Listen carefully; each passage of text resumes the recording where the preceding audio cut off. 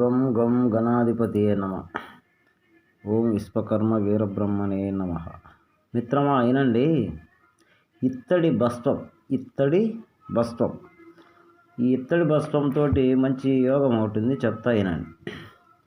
శుద్ధి చేసిన గంధకము జిల్లెడు పాలతో బాగా నూరాలి. నూరిన తర్వాత ఇత్తడి రేకు పతలాగా చేసి 2-3 ముక్కలు చేసుకోండి. ఆ రేకును దేనికదే ముక్కలు చేసుకొని పతలాగా చేసుకొని దానికి దేనికదే చిన్న చిన్న 1 రూపాయి బిళ్ళలు అని ముక్కలు చేసుకోండి. ముక్కలు చేసుకొని ఈ గంధకాన్ని ఏం చేయాలంటే దానికి లేపనం పూయాలి. లేపనం పూసి బాగా ఆరబెట్టండి, బాగా ఎండించాలి. ఎండించిన తర్వాత దాన్ని తీసుకొని ఒక ప్రమిదలో పెట్టి పైన కింద ప్రమిద వేసి బాగా మంచి సీళ్ళు ఇవ్వండి. సీళ్ళు ఇచ్చిన తర్వాత దాన్ని తీసుకొని ఒక గజపుటం వేయండి.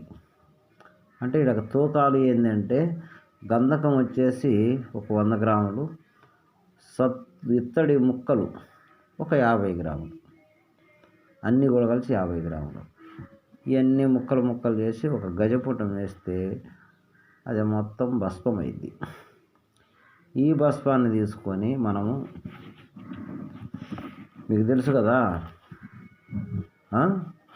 ఇత్తడి భస్మం, దీన్ని తీసుకొని మనము దేని మీదకి పోవాలి, దాని మీదకి పోతే మీకు అర్థమై ఉంటుంది నేను చెప్పింది. దాని మీదకే పోవచ్చు. దాని మీదకి పోయి వేసుకుంటే మంచిగా పని అయ్యిద్ది. అలా చేసుకోవాలి. అలా చేసుకుంటేనే మీరు ముందుకు పోగలుగుతారు. ఓకేనా? అలా చేయాలి.